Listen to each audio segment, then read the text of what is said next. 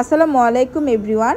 মেরিনস কিচেনের আরও একটি মজাদার ও ইন্টারেস্টিং কেকের রেসিপি দেখার জন্য আমি মেরিন আপনাদের সবাইকে স্বাগতম জানাচ্ছি। আজকে আমি আপনাদের সাথে 6 ডিম দিয়ে 3.5 পাউন্ড প্লাস ওজনের একটা ভ্যানিলা বার্থডে কেকের রেসিপি শেয়ার করব। এটা আমার ডেলিভারি দেওয়া একটা কেক ছিল, আর কেকটা যারা খেয়েছে সবাই খেয়ে অনেক বেশি প্রশংসা করেছে। কেকটা দেখতে যেমন সিম্পলের মধ্যে অনেক সুন্দর, খেতেও কিন্তু ঠিক তেমনি অনেক মজাদার। আর এই রেসিপিটা যদি আপনারা মন দিয়ে দেখেন, যারা বেকিং শিখেননি তারাও আশা করব অনেক মজাদারভাবে ভ্যানিলা বার্থডে কেকটা তৈরি করতে পারবেন। খুব স্পেশাল একটা রেসিপি। আশা করব আমার আজকের এই কেকের রেসিপিটা আপনাদের কাছে ভীষণ ভালো লাগবে। তো কেকটা বানানোর জন্য প্রথমেই শুকনো উপকরণগুলো চেলে নিব।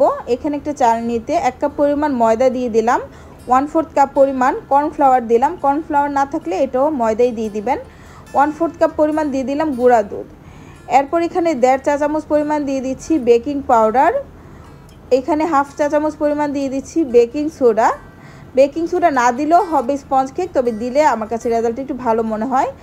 1.5 চা চামচ পরিমাণ ভ্যানিলা পাউডার দিয়ে দিলাম, আর 1 চিমটি লবণ দিয়ে দিলাম। আপনারা যদি ভ্যানিলা এসেন্স ব্যবহার করেন সেটাও 1.5 চা চামচ দিবেন, তবে সেটা আপনারা ডিমের ম্যারাংটা তৈরি করার সময় কুসুমের সাথে দিয়ে দিবেন।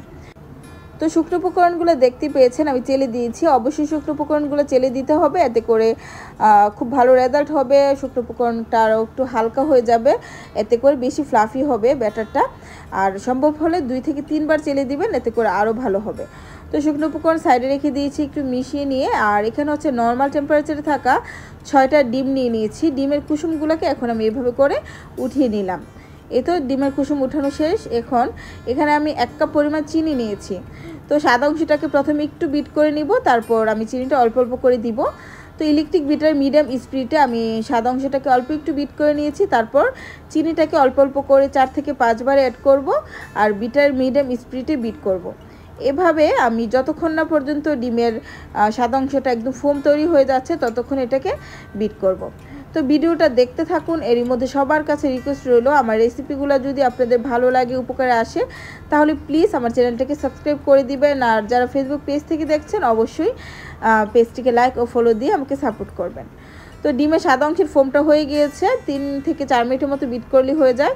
তারপর কুসুমগুলো দিয়ে দিলাম, এবং সাথে আমি অল্প একটু কোকোনাট এসেন্স দিয়ে দিয়েছি, নারকেলের ফ্লেভার।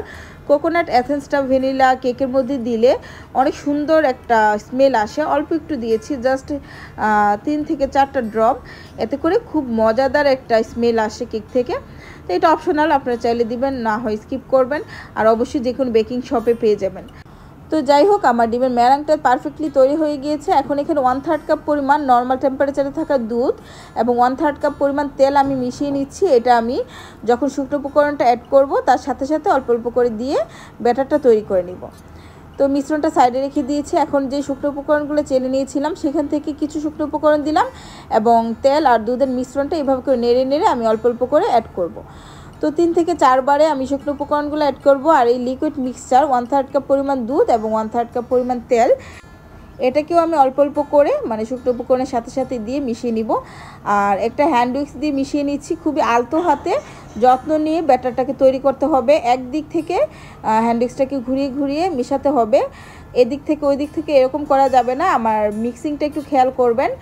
এভাবে একদিক থেকে ঘুরিয়ে ঘুরিয়ে এবং এভাবে একটু ব্যাটারটাকে এভাবে ফেলে ফেলে, মানে যেভাবে দেখাচ্ছি আর কি, সব কিছু কিন্তু আসলে বলে বোঝানো যায় না। কিছু কিছু জিনিস আপনাদেরকে দেখে বুঝতে হবে, এবং যত বেশি প্র্যাকটিস করবেন এতই আপনাদের হাতটা পারফেক্ট হবে আর কি, ভালো হবে। আর এই তো কথা বলতে বলতে আমি ব্যাটারটা কিন্তু আস্তে আস্তে করে তৈরি করে নিচ্ছি। আমি 4 বারে শুকনো উপকরণ দিয়েছি, এবং লিকুইড মিশ্রণটাও আমি 4 বারেই অ্যাড করেছি অল্প অল্প করে। আর খুবই আলতো হাতে আমি মিশিয়ে নিচ্ছি। ব্যাটারটার মধ্যে একটা ফ্লাফি ভাব থাকবে। আপনার স্পঞ্জ কেক যদি পারফেক্ট হতে হয় বা পারফেক্ট চান, অবশ্যই খুব আলতো হাতে মিক্সিং করবেন, যেন ব্যাটারটার মধ্যে একটা ফ্লাফি ভাব থাকে। এটা যেন ব্যাটারটা যেন চুপসে না যায়। আপনারা খেয়াল করলে দেখতে পারবেন আমার ডিমের ম্যারাংটা কিন্তু চুপসিয়ে যায়নি, যতটুকু ম্যারাং ছিল ততটুকুই আছে, এরকম থাকবে। আর আপনি যদি ওভার মিক্স করে ফেলেন তখন কিন্তু ব্যাটারটা চুপসে যাবে, ফ্লাফি ভাবটা নষ্ট হয়ে যাবে, সেটা দিয়ে স্পঞ্জ কেক খুব একটা স্পঞ্জি হবে না। মাঝে মাঝে অনেকেই কমেন্ট করেন, আপু আমার স্পঞ্জ কেকটা আপনার কেকটা উপরে যেরকম সমান হয় আমারটা সমান হয় না, উঁচু হয়ে যায়। তো যখন আপনার স্পঞ্জ কেকের ব্যাটারটা ওভার মিক্স করবেন বা পারফেক্টলি মিক্স করতে পারবেন না, তখনই কিন্তু এটা হয়, এতে করে স্পঞ্জি ভাবটাও কিন্তু ভালো হয় না। তো দেখুন আমার ব্যাটারটা কতটা পারফেক্ট হয়েছে, একটা ফ্লাফি ভাব আছে ব্যাটারের মধ্যে। আর যখন দেখবেন যে আপনার শুকনো উপকরণগুলো মেশানো হয়ে গিয়েছে, সাথে সাথে মিক্স করা বন্ধ করতে হবে, কিছুতেই ব্যাটারটাকে ওভার মিক্স করবেন না।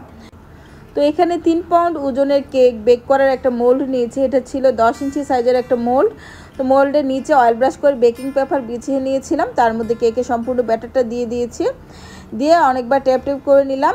এবার আমি এটাকে 170 ডিগ্রি তাপে আপ ডাউন হিট অন রেখে বেক করে নিব 45 থেকে 50 মিনিটের মতো। আপনাদের যাদের ওভেন নেই তারা চুলাতেও বেক করতে পারবেন। চুলায় কিভাবে বেক করা যায় সেটার অনেক রেসিপি আমার চ্যানেলে আছে, আপনারা চাইলে সেটা দেখে নিতে পারবেন। তো ফ্রেন্ডস, আমার কেকটা হয়ে গিয়েছে, আর অফ স্ক্রিনে আমি এটাকে মোল্ড আউটও করে নিয়েছিলাম। অনেক ঝামেলায় ছিলাম, ব্যস্ততার মধ্যে ছিলাম। তো যাই হোক, এখন আমি আপনাদের সাথে একটু স্লাইস করে দেখাচ্ছি কেকটা। মাশাআল্লাহ, কেকটা খুবই সুন্দর, সফট এবং পারফেক্ট হয়েছিল, এবং কালারটাও অনেক সুন্দর হয়েছে। আর ভেতরটা দেখুন কীরকম সাদা হয়েছে, একদম পারফেক্ট হয়েছে মাশাআল্লাহ। তো আপনারা এই সেম রেসিপিটা ফলো করবেন, ইনশাআল্লাহ এরকম মজার কেক বেস তৈরি করতে পারবেন। আর উপরটাও কিন্তু দেখতেই পেরেছেন একদম সমান হয়েছে। তো কেকটাকে স্লাইস করে আমি সাইডে রেখে দিয়েছি। এখন ক্রিম তৈরি করে নিচ্ছি। এখানে আমি বরফ ঠান্ডা হুইপ ক্রিম নিয়ে নিয়েছি 2 কাপ পরিমাণ। তো ক্রিমটাকে জাস্ট আমি বিট করে নিচ্ছি। আমি কিন্তু ক্রিমে কিছুই অ্যাড করি না, সুগার পাউডার অ্যাড করি না বা আইসিং সুগার অ্যাড করি না, কারণ এই হুইপ ক্রিমগুলো এখন এমনিতেই মিষ্টি হয়, তার উপর কেকটা মিষ্টি, সুগার সিরাপ যায়, চকলেট গানাশ যায়, সব মিলিয়ে অনেক বেশি মিষ্টি হয়ে যায় যদি ক্রিমে আইসিং সুগার বা সুগার পাউডার ইউজ করা হয়। তারপরে কেউ যদি অনেক বেশি মিষ্টি পছন্দ করেন তাহলে কিছুটা পাউডার সুগার বা আইসিং সুগার অ্যাড করে নিতে পারেন, 2 থেকে 3 টেবিল চামচের মতো। তো দেখুন ঝটপট কিন্তু হয়ে যায় ক্রিমটা। এখানে আমার সময় লেগেছে মানে সর্বোচ্চ 4 থেকে 5 মিনিটের মতো, কিন্তু পারফেক্টলি ক্রিমটা হয়ে গিয়েছে। তো ক্রিমটা তৈরি করে নেওয়ার পর আরও 10 থেকে 15 মিনিট নর্মাল ফ্রিজে রেখে দিবেন, এতে করে ক্রিমটা আর ভালোভাবে সেট হয়ে যাবে। তো এখন ফাইনালি ডেকোরেশনের পর্যায়ে চলে আসলাম। এখানে আমি কেক বোর্ডে সামান্য একটু ক্রিম লাগিয়ে নিয়েছি, তারপর কেকের প্রথম স্লাইসটা দিয়ে দিয়েছি। আর এখন দিয়ে দিয়েছি মিল্ক সিরাপ। আপনারা এখানে সুগার সিরাপ যেটা নর্মাল পানি দিয়ে তৈরি করে সেটাও দিতে পারেন, আমি মিল্ক দিয়ে তৈরি করে নিয়েছি। আর এখন দিয়েছি কিছুটা হোয়াইট চকলেট গানাশ। আর এটা হোয়াইট চকলেটের সাথে দুধ দিয়ে আমি একটু পাতলা করে ইচ্ছে করে তৈরি করে নিয়েছি, যেন গানাশটা এই পর্যায়ে দিলে কেকের ভিতরে গানাশটা ঢুকে, এতে করে কিন্তু কেকটা খেতে খুবই মজা লাগে। তো হোয়াইট চকলেট গানাশটা দেওয়ার পর এখন হুইপ ক্রিম দিয়ে দিয়েছি, আর একটা প্যালেট নাইফ দিয়ে আমি একটু সমান করে নিচ্ছি। কেকের লেয়ারটা যদিও বাইরে থেকে দেখা যায় না, তবে কাটলে কিন্তু লেয়ারটা দেখা যায়। আর মানে কাটার পর যদি লেয়ারটা খুব সুন্দর থাকে তাহলে কিন্তু দেখতে খুব ভালো লাগে। তাই যখন আপনি কেকের লেয়ারে মানে ক্রিমটা লাগাবেন, সমান করে দেওয়ার চেষ্টা করবেন, মানে যতটা সম্ভব সব দিক থেকে যেন ক্রিমটা সমান থাকে সেটা খেয়াল রাখবেন, এতে করে কেকটা যখন স্লাইস করা হবে দেখতে খুবই ভালো লাগবে। আর এখন কিন্তু আমি দ্বিতীয় যে লেয়ারটা সেটাও সেমভাবে প্রথম সুগার সিরাপ দিয়েছি, মিল্ক দিয়ে তৈরি সুগার সিরাপ, তারপর দিয়ে দিয়েছি হোয়াইট চকলেট গানাশ, তারপর হুইপ ক্রিম দিয়ে দিয়েছি। তো এবার আমি তৃতীয় লেয়ারটা বসিয়ে দিয়েছি, আর কেকের নিচের যে পার্টটা সেটা আমি উপরে দিয়েছি, এতে করে উপরটা বেশি সমান থাকে।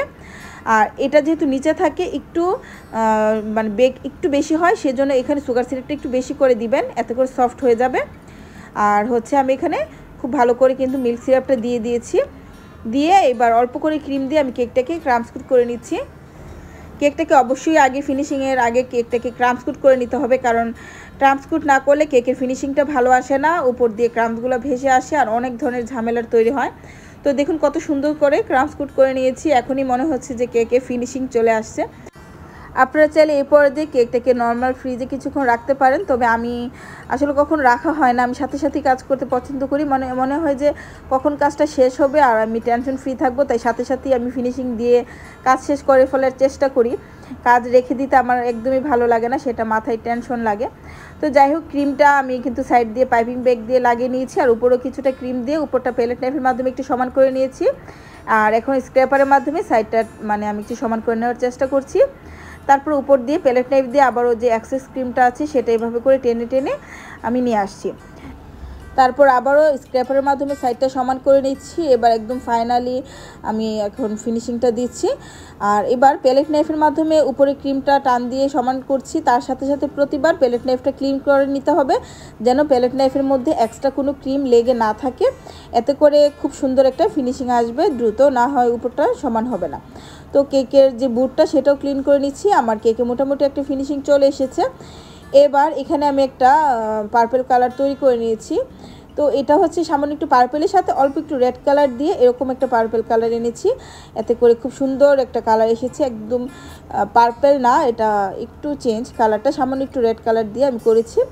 তো তারপর স্ক্র্যাপারের মাধ্যমে আমি টেনে একটু ফিনিশিং দিয়ে দিলাম।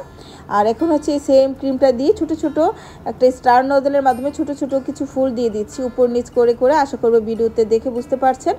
এবং কেকের উপরেও দিয়ে দিচ্ছি আমার পছন্দ মতো যেখানে যেখানে দিতে ইচ্ছে করছে।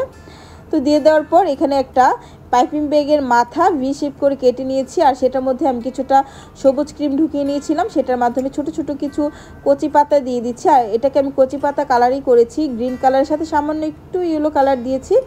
এতে করে এরকম একটা কচি পাতা কালার চলে এসেছে। তো দেখুন পাতাগুলো দেওয়ার পর কিন্তু কেকটা সুন্দর লাগছে, ফুলগুলো মনে হচ্ছে যে জীবন্ত ফুটে উঠেছে।